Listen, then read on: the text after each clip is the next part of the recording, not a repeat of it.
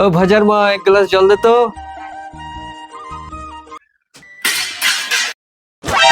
একটা কাজও ঠিকঠাক করতে পারো না।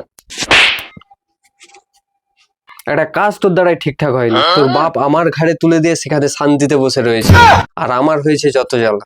বুসে বুসে না কেঁদে যা বাড়ির কাজগুলো কর।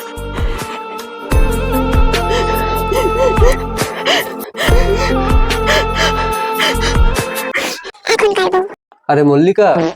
হ্যাঁ বলো। আরে খিদা পাচ্ছে, খাবারটা নিয়ে এসো।